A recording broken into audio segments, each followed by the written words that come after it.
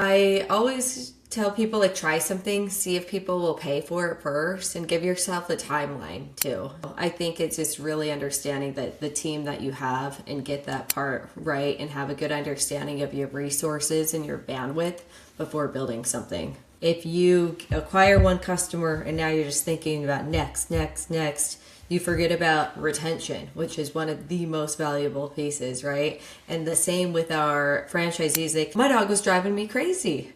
That's why I started it. She was driving me totally nuts. Sometimes you probably price yourself even on the lower side as well because you Yeah. don't know what your value is. I'm sure we've all been there. You're afraid no matter what it is. Meet Shaina Denny, CEO of Dogdrop, scaling pet care via VSaaS and franchising.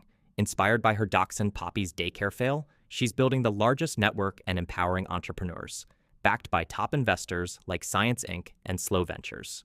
Shayna, welcome to the show. Builders, and operators to explore decisions that shape enduring business in meaningful lives. I'm your host, Camille Holmes, and today's guest is Shaina Denny, co-founder and CEO of Dogdrop, a venture-backed tech-enabled dog care franchise that's rethinking how medical services are built, scaled, and experienced. Shayna blends thoughtful design, disciplined execution, and a member-based model to modernize an industry that hasn't changed in decades. Shayna, welcome to the show. Hey, thanks for having me today. Okay, so Shayna, I would like to get started with your origin story. Um, so Dog Drop didn't come from a trend or thesis, it came from a personal frustration. Take me back to the beginning. What specifically wasn't working for you as a customer? And when did you realize this wasn't just inconvenient, it was fundamentally broken? Definitely. Well, I see someone making some noise over there in my corner. She heard the origin story in my little miniature dachshund Poppy. Is kind of giving me some ears over there. So a handful of years ago, I was working from home, and this was pre-pandemic too. So I was working from Okay. home. I got a puppy. Usual story. How hard could it be? Sort of thing. Realized quickly, oh yeah, it's a lot of time and attention as well. I was really looking for a place to drop her off to socialize for a couple hours at a time. So I'd take her out for a dog walk. I would take her out for like 45 minutes an hour. We'd come back and she'd look at me. That's it. And I'm like, I gotta get to work. I have things to do. But that's why when I started taking her off leash, socialization, playing with other dogs, and that mental stimulation uses so much more brain power as well. And I realized all the benefits. So I started looking into traditional dog daycares. And that's really where I saw the huge benefits that my dog would have so that later she'd be able to rest and relax and I'd be able to get stuff done, if you will. Yeah. And coming out of that story, I was like, let's build a household name in dog daycare. There's a couple steps in between Yeah. from there. Nice. So a lot of people notice problems but don't act. What gave you the confidence this was worth building? I always tell people like try something, see if people will pay for it first, and give yourself a timeline too. So I was working with startups for a while when I started Dogdrop, and I was even very honest with my boss. I said, "Hey, like I kind of have this side idea. I'm not even exactly sure what the solution is. I'm sort of working on it. I'm just letting you know." Not everyone Mhm. is so fortunate to be able to have such an open conversation, but I was Yeah. actually working China hours. So my work day didn't start until about 3 p.m. midday. So I let them know, hey, I'm always around, but in the morning, before 3 p.m., I'll be primarily trying to kick something else off. And I'm going to give myself about 6 months. If it grows legs, I'll go for it. So I gave myself a time frame and I gave myself a relative budget, if you will, and wanted to see if I could get something to work. Nice. It's always great to have like people who like support your vision, especially if you like work for a company. It's Was that for me? oops. Um, I used to work for a big power company, and I remember when I had just when I was transitioning out of my role. Um, I remember being so afraid to tell my boss, I'm like, I'm about to start my own thing. And then surprisingly enough, he was like, Yeah, man. No, you do your thing. We totally support you. We totally understand that you have new things, and go explore, do your thing, and we're here. We're here for you. I mean, the confidence it gives you to move forward is huge. So it's always good to have people, um, within your network. Rather you're working for a big company or a startup, that's huge. And I think a lot of people, one of the reasons why they feel so limited is because they don't have that, right? So Mhm. that's good. That's good. I Um, think it's the transparency too, right? So like when if you have an employee and then hey, they put in their 2 weeks notice, then they kick off a different business, you're like, well, what were they doing the last 6 to 12 months, right? That thing didn't just start yeah. within their Oh, 4 that's so true. and so that's also I had a really good relationship with the founder of the previous company who was my boss. And so I was also letting him know like, hey, I'm still all in on your vision. I'm still going to do everything I can. I'm like tinkering with something on the side. I don't know if it'll grow legs. But I also want to not feel like I'm tiptoeing around you. And I see that we're going to have a relationship for a long time. So I think that's really important too, because I've had, you have employees and then oh, the next day they're hired somewhere else, or the next day they started something. You're like, okay, I know something else was going on, which is Yeah, everyone has the time and ability. It just depends what kind of relationship you have with them. that's true. 100%. Let's talk about some of your first customers. Once you decided to build Dog Drop, you still had to convince people to trust you with something personal, right? Their dogs, right? Mhm. How did you get your first customer, and what did early validation actually look like? Yeah, so for everyone, I have a membership based dog daycare. Our thought is, traditional dog daycare is Monday through Friday, 9 to 5. We can still welcome those pet parents that need that service, but we want to make Dog Drop so convenient and accessible that at any of our Dog Drop locations, you can drop your dog off for an hour or all day. So I have physical retail locations, so it's a bit more capital intensive than a dog walking business or home service business. We're actually building out physical retail locations on the ground floor of high end apartment complexes. And while I was getting started, I first had a landing page to see even if there was interest in something like this. And then in parallel, I was running, like dog friendly meetups, yappy hours, if you will, at breweries and everything to talk to pet parents and see what they'd like. So I didn't just do like full send to building something and then realizing, hey, there is a gap in between the product market fit. I was working with parents. I wanted to hear their feedback as I was building this in parallel. So all of that really built a lot of trust because it took us, 6+ months by the time I site selection, identified a place, signed a lease, built out the space. So I had that time to build community and I had the time to build relationships with pet parents who were then now so excited to be part of that story. It wasn't just my story of launch, it was our story of the community of launching a better dog daycare that fit the modern pet parent lifestyle. Nice, nice. So, what was some of the biggest early objections you had to overcome? Was it trust, pricing, convenience?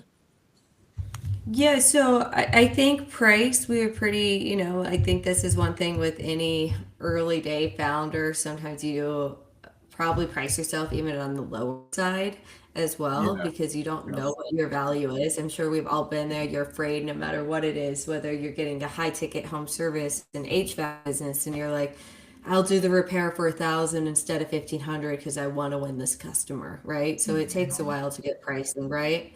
Um, the second thing was really people adopting, hey, I can really just drop off my dog for an hour or all day. I don't need dog daycare, right? I'm not leaving the house from 9 to 5.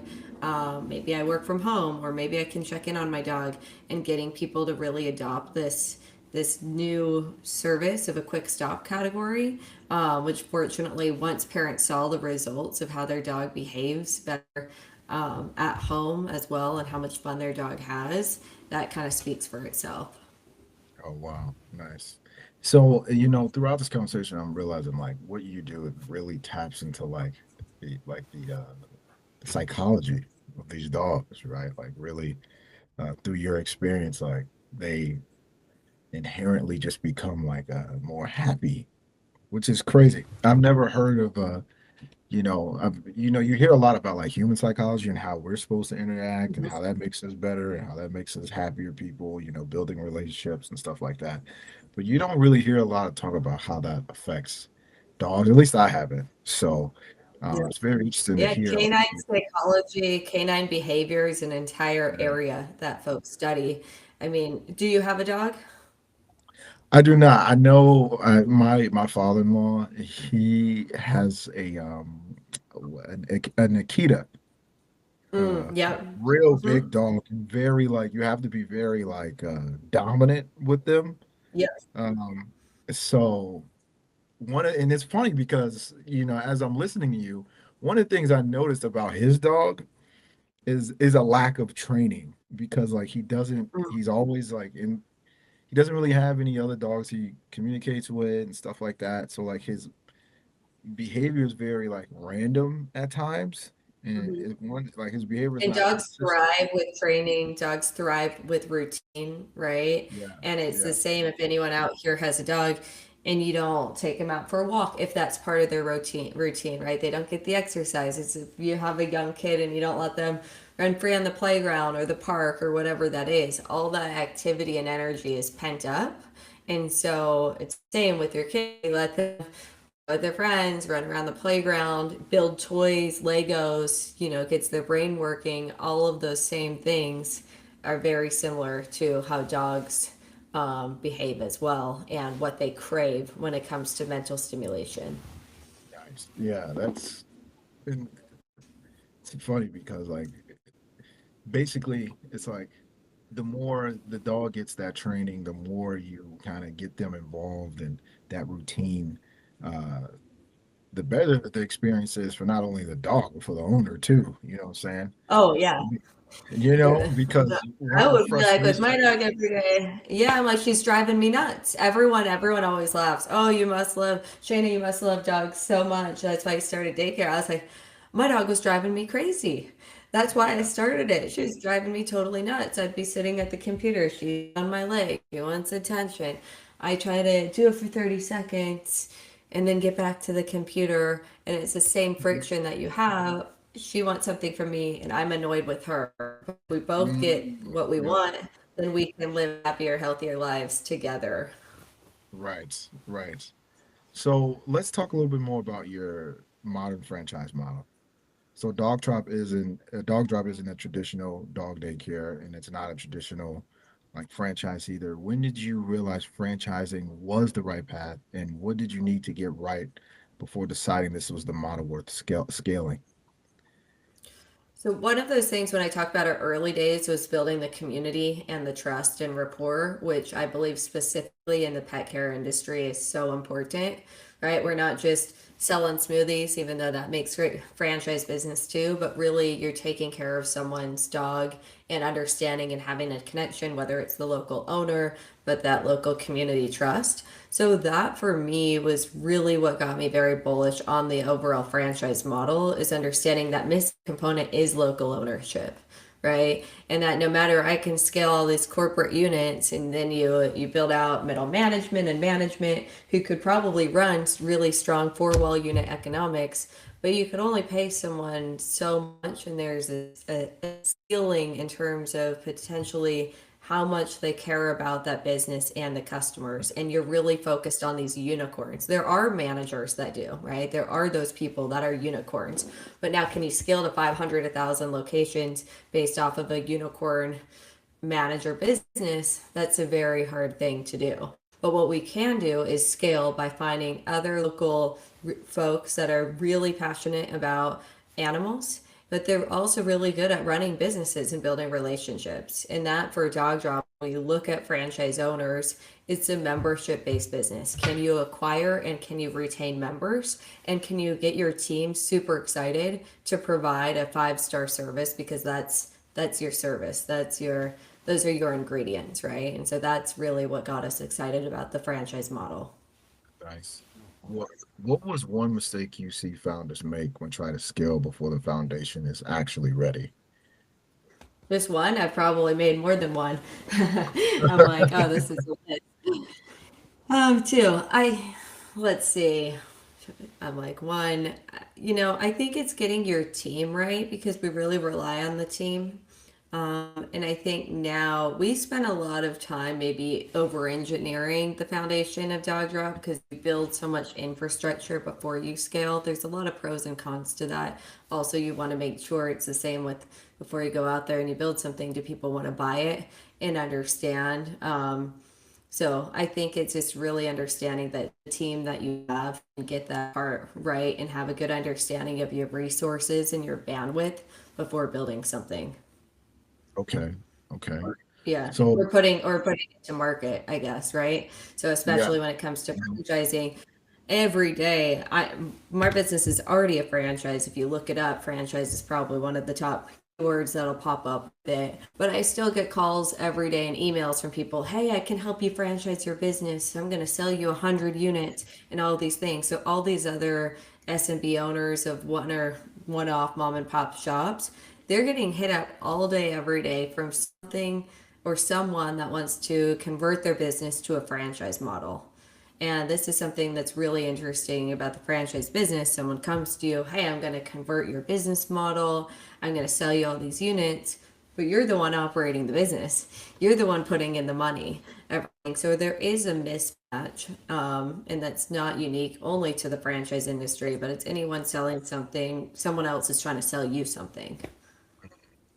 Okay. All right. So when you look at current business development, fast forward to today, Dog Drop is growing and expanding.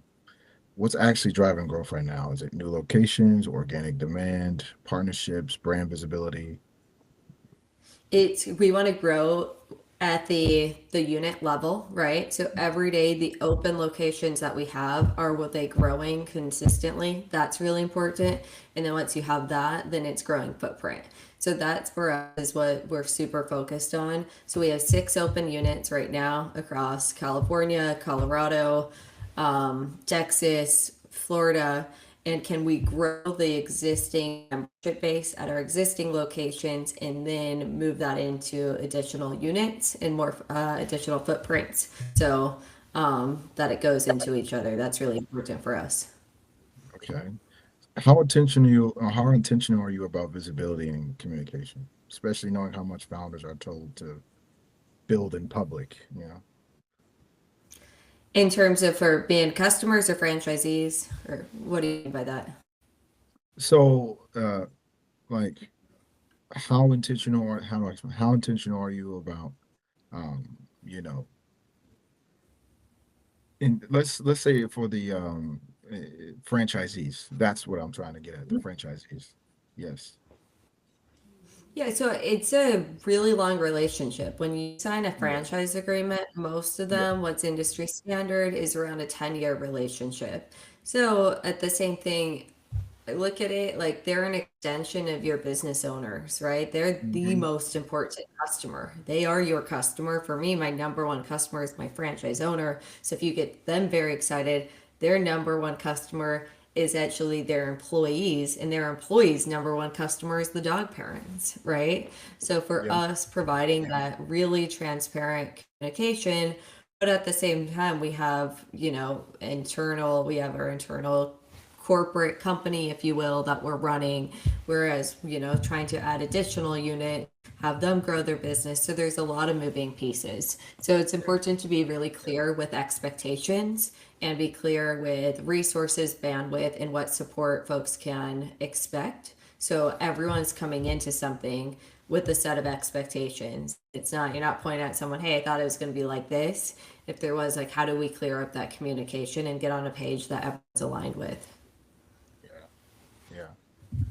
When you talk about operations and execution, right? From the outside, Dog Drop looks clean and well executed, and that usually means someone is like obsessed with the operations part of it, right? Where do you personally stay closest to the business today, and why? Yeah, so operations, I always laugh. I'm like, anything I can do on my computer, that's the easy stuff, right? I can Yeah, sit yeah, yeah. back in my little office on my couch and work away and build software, anything. But anything that touches offline, the real world, That's the hard stuff, right? That's people, that's dynamics. You have your employees, your team, you have a set of customers, the dog parents, and then you throw dogs. So you have like three different personalities, if you will, all interacting together. And that's what I think really what we've done is try to spend a lot of time on getting that right. And that's probably the most learnings I had over the first 18 to 24 months of building the dog drop business was learnings on the offline, on your employees, on training, on getting that right.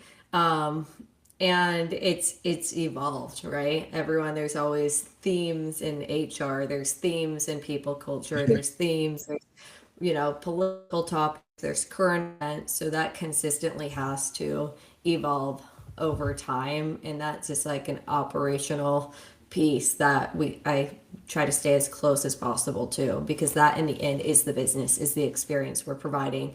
We want to provide a great website and web app and all of these things, but at the end of the day, how did someone make them feel when they came into our dog drop locations is critical. Huge, huge. What's one operational decision you made early that paid off far more than you expected?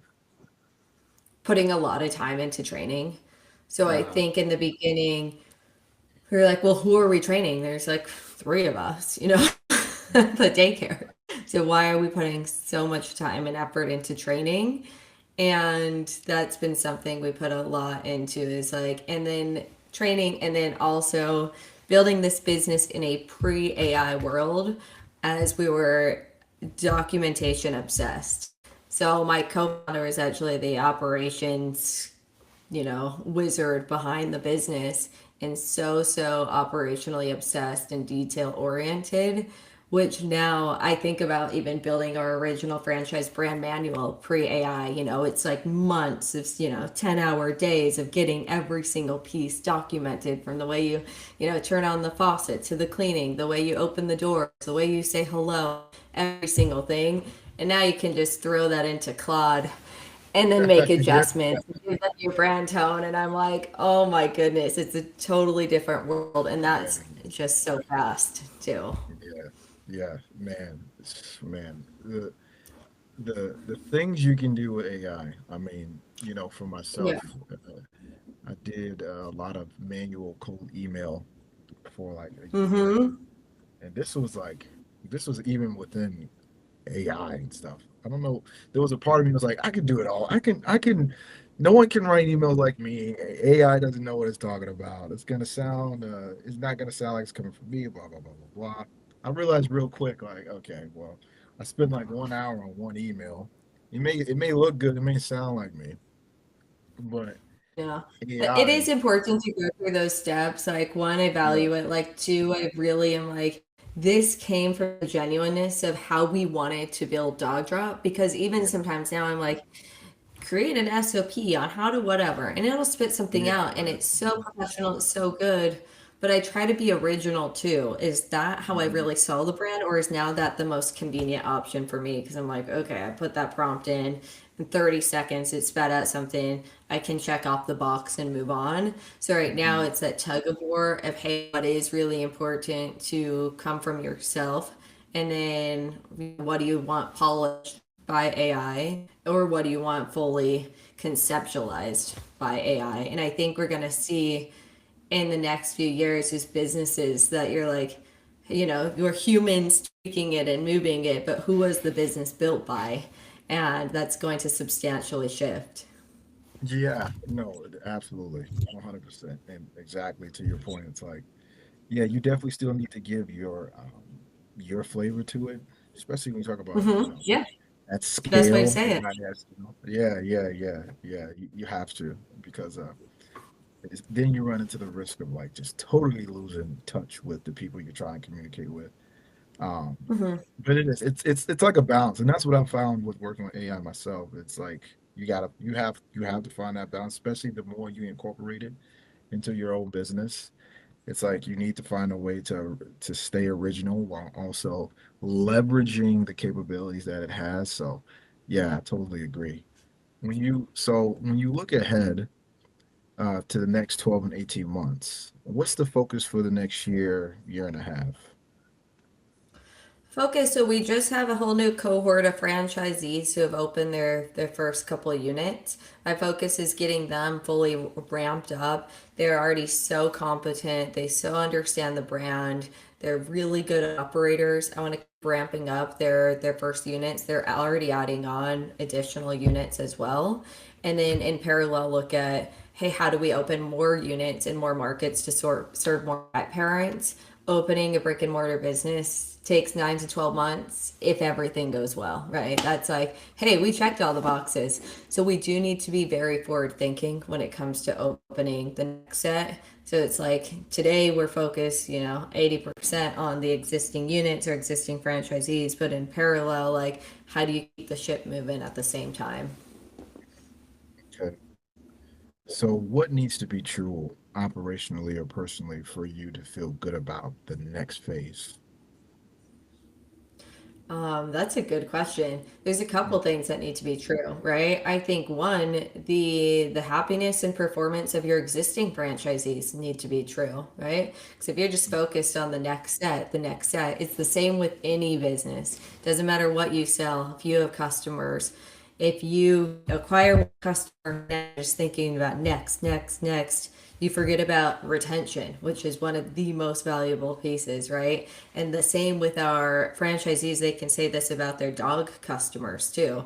Our lifetime value of dog customers can be a couple thousand plus dollars, or it depends what that is. Every location may vary. And so if you're just focused on next dog parent to sign up, but you're not focused on the ones who are showing up every day, they'll churn. And that can be in whatever from our franchisees. Are they churning from actually closing down their units? That's like a worst case scenario. But are they churning in a way of not ramping up their units, of not buying into additional units, of not performing? And so that's really important. I think that's the number one thing that always has to be true is that your existing customers are happy, that they're being satisfied, and top of mind. Nice. Yes, absolutely. Well, Shayna, this has been great. Before we wrap up, where should people go if they want to learn more about you, Dog Drop, and connect with you directly? Yeah, you can go to dogdrop.co/franchise and find out any information there. I'm on X. My handle is Shaina Denny. And if you type in my name, you'll find my X account, and DMs are open. So I'd love to connect with other folks. Nice. Shayna, thank you so much for joining today's episode. I really appreciate the clarity and execution first perspective that you bring. This has been another episode of the Executive Edge. I am your host, Camille Holmes. Thank you for joining us. See you at the next one. Thanks, Kamal.